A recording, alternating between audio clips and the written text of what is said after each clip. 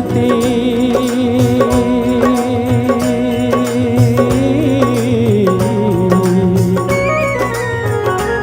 ओ मेरे देश की धरती सोना उगले उगले हीरे मोती, मेरे देश की धरती। लहरों को साहिल की दरकार नहीं होती, हौसले बुलंद हो तो कोई दीवार नहीं होती।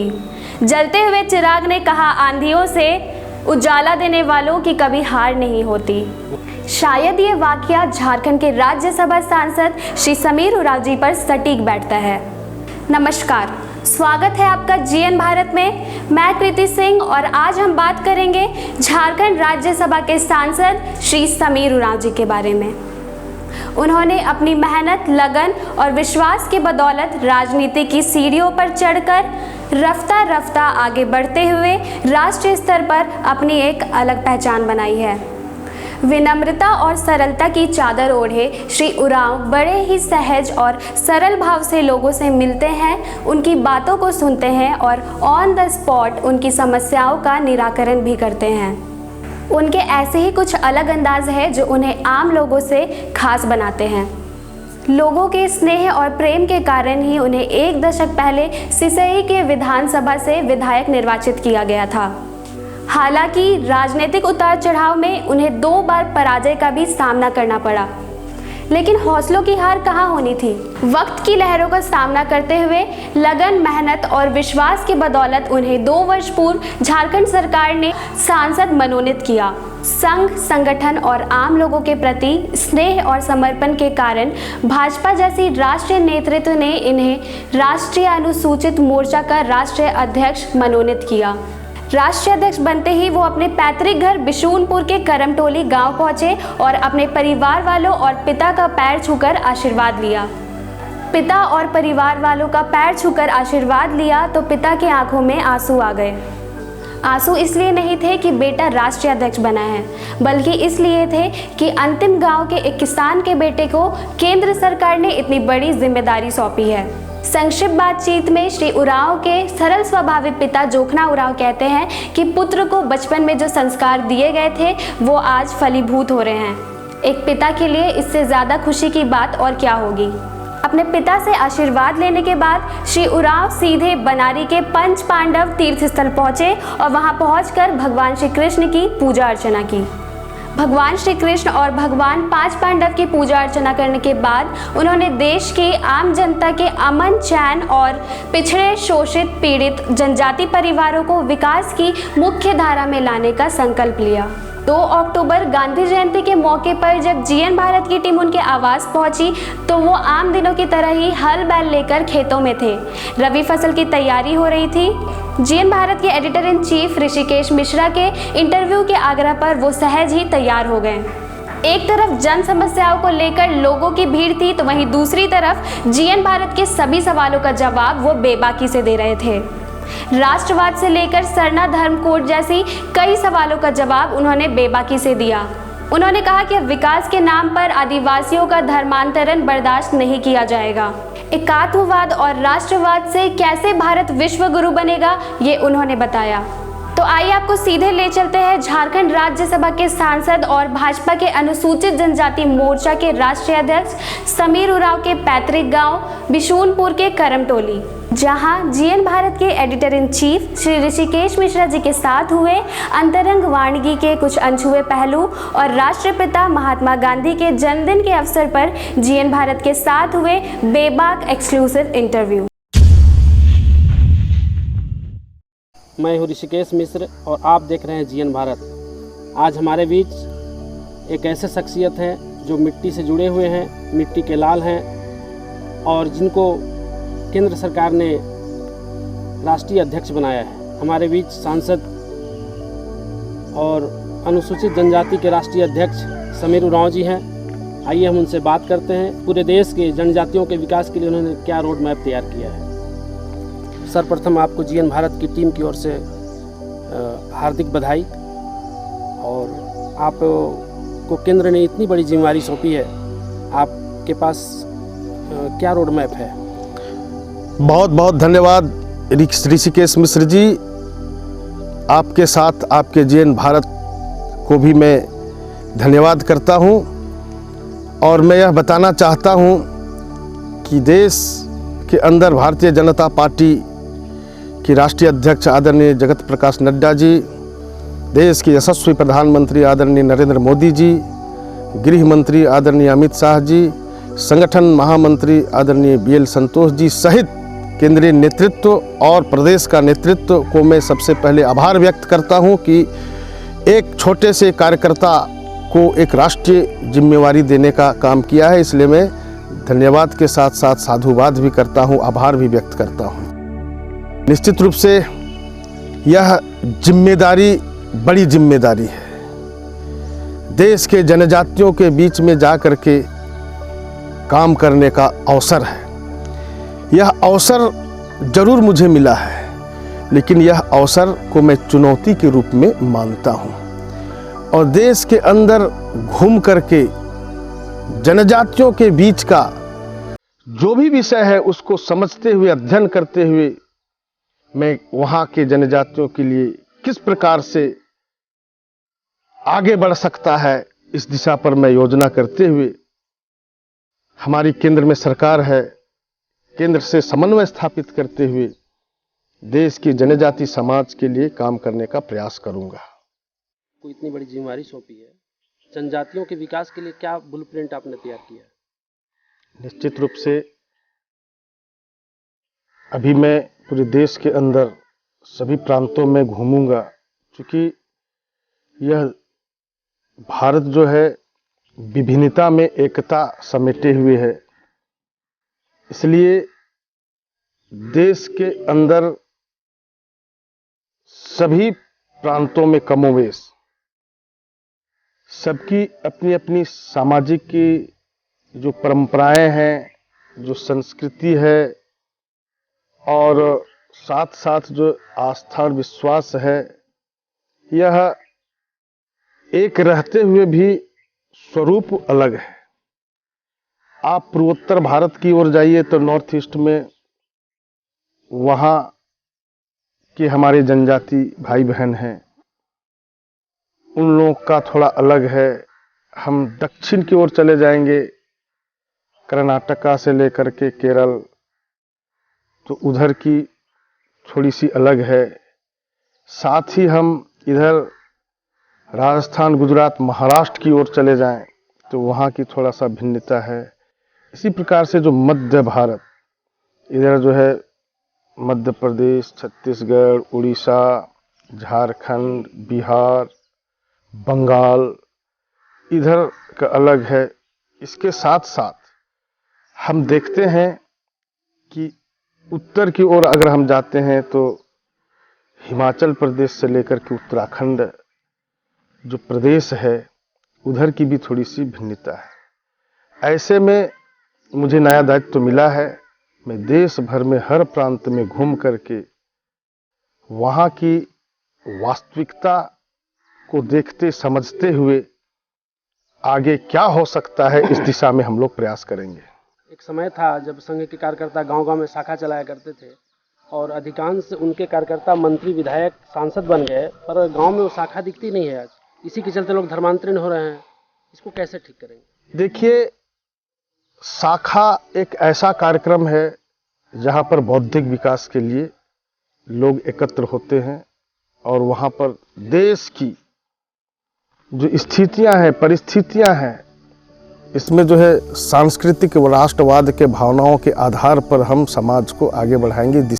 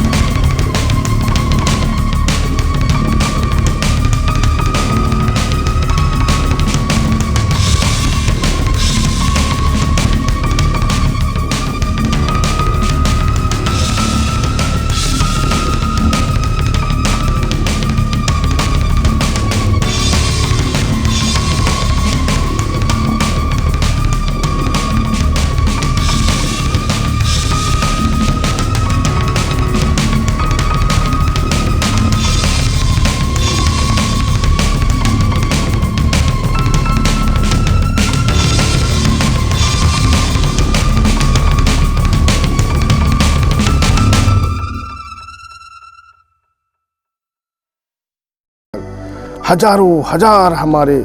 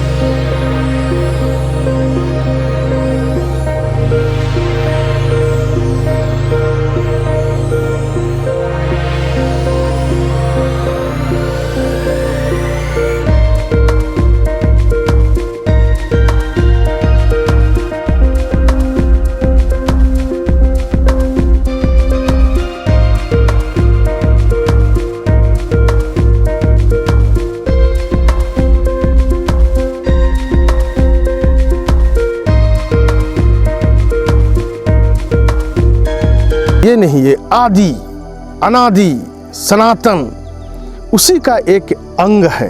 जिस प्रकार से आप जो है देखते होंगे कि सिख का भी मूल सनातन ही है, बौद्ध का भी मूल सनातन ही है, जैन का भी मूल सनातन ही है, हिंदू का भी मूल सनातन ही है। तो उसी का हम पाठ हैं। लेकिन पहले हम इसमें जैसे कोड की बात अगर अभी जल्दबाजी में हम करते हैं तो कहीं ना कहीं जनजाति समुदाय को थोड़ा नुकसान हो सकता है कि पहले हम माइनॉरिटी में रहें कि ये जो है जनजाति का जो अनुसूचित जनजाति का जो संवैधानिक प्रावधान है उसमें रहें। इसलिए संविधान का निर्माण हो रहा था उस समय इस विषय पर लोगों ने इसको क्यों नहीं स्पष्ट किया परिभाषा, ये अभी मैं नहीं बता पाऊंगा। लेकिन कहीं ना कहीं मुझे महसूस होता है कि अंग्रेज तो चला गया लेकिन अपने कुछ चीज़ों को यहाँ छोड़ गया, कुछ लोगों को छोड़ गया। उन लोगों के द्वारा ही संविधान के निर्माण में कहीं ना कहीं यह उप समिति था, उसमें वह छोड़ करके गया जो कि हमारी परिभाषा को कि उन्होंने छोड़ दिया।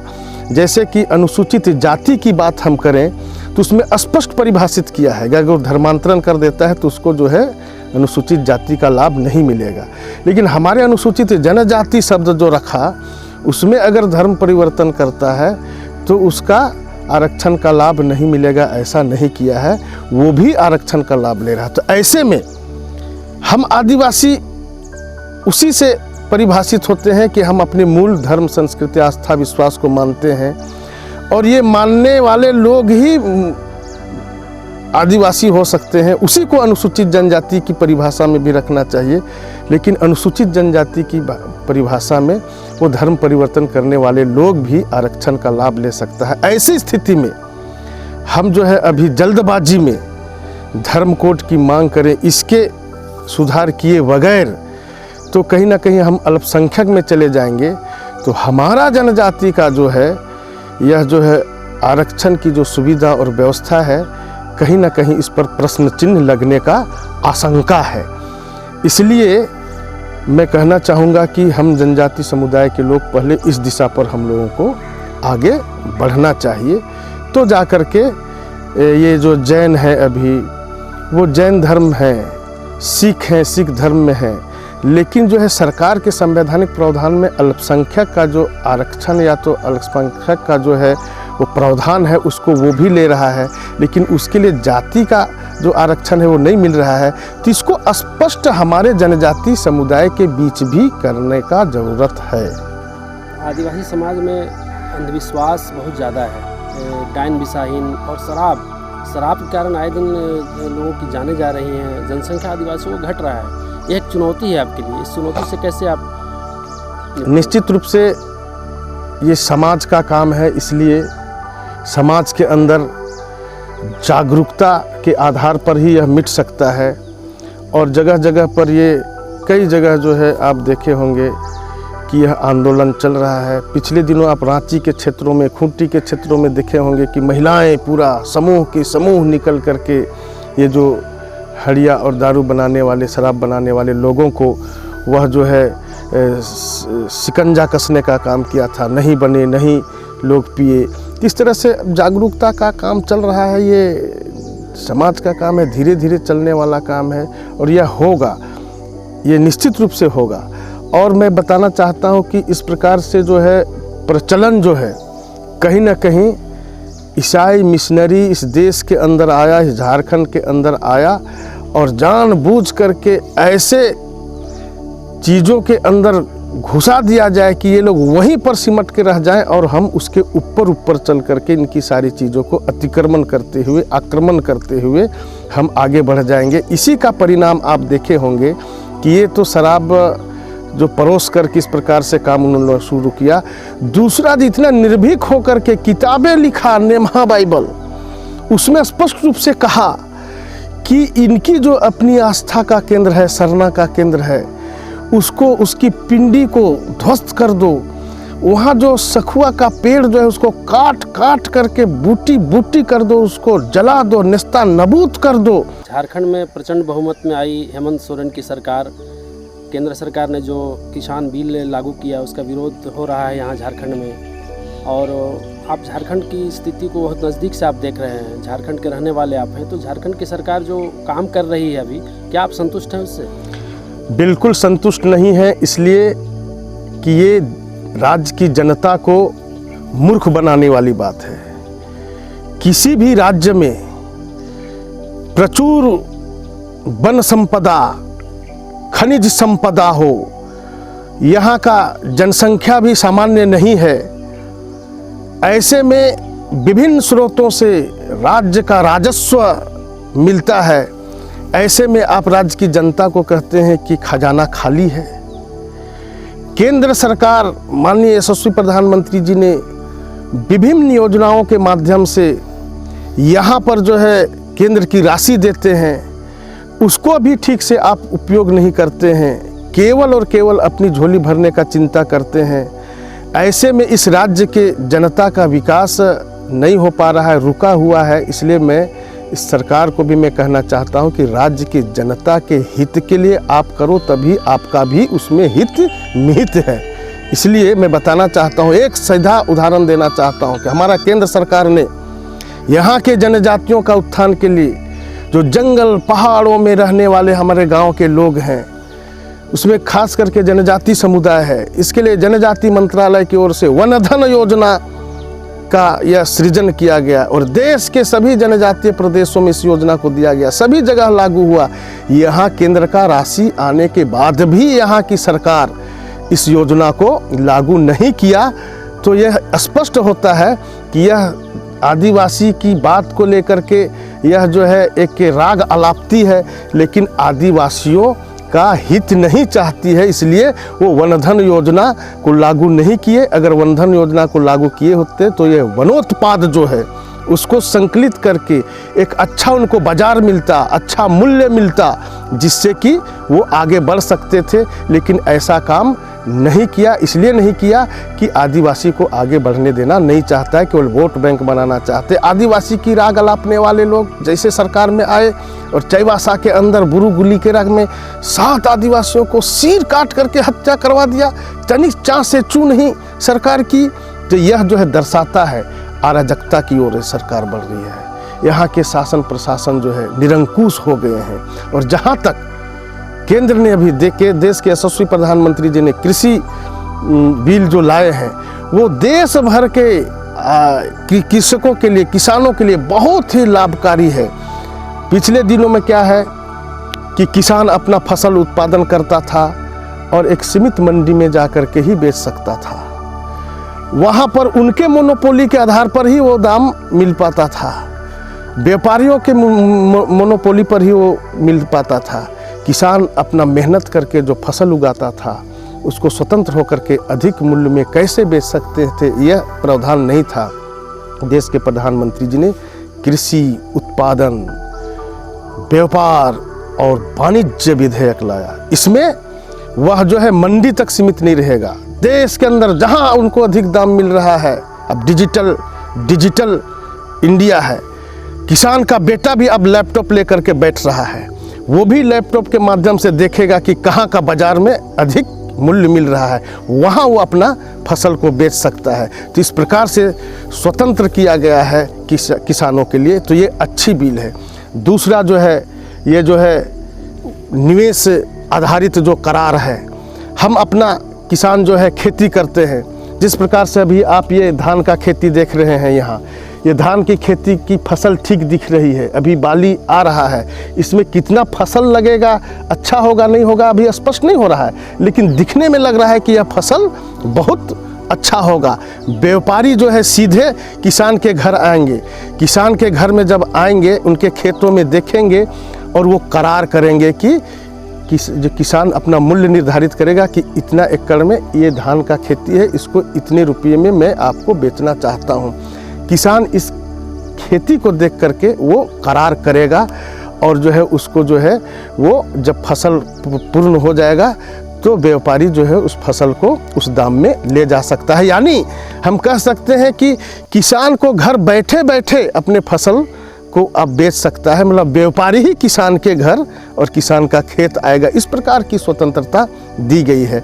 ऐसे में कांग्रेस और उसके महागठबंधन के लोग जो है विरोध कर रहे हैं। इसलिए विरोध कर रहे हैं कि किसानों का बाजार खुल गया और ये जो है इस प्रकार से जो है जमाखोरी करने वाला मंडी के लोग जो है उसके साथ में उस मंडी को वहाँ के जो भी नेता लोग हैं अपने कब्जे में वर्षों से रखा था, मुनाफा कमाता था जमाखोरी करके, और उसको जो है भ्रष्टाचारी से जो है मंडी वालों ने नेताओं को पैसा देता था, उसका बाजार खत्म हो गया, बंद हो गया। इसलिए तिलमिला करके इस प्रकार का जो है विरोध कर रहा है। चूँकि आप संघ से जुड़े व्यक्तित्व हैं, आपने जीवन का आधा हिस्सा लोगों के विकास के लिए लगाया। मैं पूछना चाहता हूँ कि अभी कोर्ट ने अयोध्या का जो मामला था, मंदिर का जो आंदोलन था, उसमें आडवाणी जी भाजपा के जो विश्व पितामह कहे जाते हैं, वो आडवाणी जी और उमा भारती जी और उनके साथ मुरली मनोहर जोशी जैसे दिग्गज नेताओं को कोर्ट ने बरी किया है। आप मैंने क्या कहेंगे इस पर, आपकी टिप्पणी क्या? देखिए, स्पष्ट है यह देश आस्था और विश्वास के साथ चलने वाला है और इस देश के एक एक नागरिकों में इतना आस्था और विश्वास है जो यह देश अपने संस्कृति के प्रति इतना प्रगाढ़ता के साथ सशक्त है। इसलिए दुनिया के सभी प्रकार के लोग यहाँ आकर के चले गए, इसको कब्जे में नहीं कर पाया। वही आस्था और विश्वास के आधार पर यहाँ जो है हमारे पुरुषोत्तम राम का अयोध्या था, वहाँ उनका मंदिर बनना चाहिए था। इसलिए हमारे देश के यशस्वी नेता श्रद्धेय आडवाणी जी, उमा भारती और कई ऐसे हमारे लोग देश की जनता का आस्था और विश्वास के साथ जुड़ करके आस्था विश्वास रखते हुए ईश्वरीय कार्य में लगे थे। जो भी कार्य ईश्वरीय कार्य होता है वो भले तत्कालीन समय में थोड़ा सा उनको बाधा हो सकता है, थोड़ा सा उनको संघर्ष करना पड़ सकता है, लेकिन ईश्वर ने उसे देखा कि ये हमारा काम है, इसलिए ऐसे लोग इस विषय के लिए कलंकित ना हो, आरोपित ना हो, इसलिए भगवान ने आशीर्वाद स्वरूप किसी न किसी को माध्यम बना करके इन लोगों को बरी किया है। मैं भगवान से प्रार्थना करता हूँ कि हमारे देश के जो यशस्वी नेता आडवाणी जी, उमा भारती जी, ऐसे कई नेता हैं, उनका और दीर्घायु हो और देश की इस प्रकार से भावनाओं के लिए और मार्गदर्शन करते रहे, जिससे कि देश पहले जगत गुरु कहलाता था, विश्व गुरु कहलाता था, आज भी इतिहासों में पढ़िएगा कि सोने की चिड़िया कहलाता था, और इस सोने की चिड़िया फिर से कहलाए, इसलिए हमारे देश के यशस्वी प्रधानमंत्री जी ने ऐसे अग्रज नेताओं का मार्गदर्शन करते हुए पंडित दीनदयाल उपाध्याय के विचारधाराओं को लेकर के एकात्म मानववाद दर्शन को संयोज करके वो आगे बढ़ रहे हैं। इसीलिए उन्होंने आत्मनिर्भर भारत का भी नारा दिया, बदलता भारत बढ़ता भारत का नारा दिया। यह निश्चित रूप से आने वाले दिनों में यह देश जगत गुरु बनेगा, ऐसा दिखाई दे रहा है। तो ये थे हमारे बीच झारखंड के बिशुनपुर के माटी के लाल, गरीबों के साथ जुड़े हुए संघ व्यक्तित्व, जिनका रहा है राष्ट्रीय अध्यक्ष, जनजाति समाज के राष्ट्रीय अध्यक्ष समीर उरांव जी। हमसे अपना बहुमूल्य समय निकाल के बात करने के लिए आपको बहुत बहुत आभार। बहुत बहुत धन्यवाद ऋषिकेश जी, और आपके जीएन भारत ने मुझसे साक्षात्कार करने का अवसर दिया, इसके लिए मैं बहुत आभार व्यक्त करता हूं और आशा करता हूं कि आगे के दिनों में भी इसी प्रकार से समय समय पर संबंधित विषयों को हम लोग जो है आपके माध्यम से संवाद करें, जिससे कि देश के जो जनजाति समुदाय इससे देखे, समझे और आगे बढ़ें।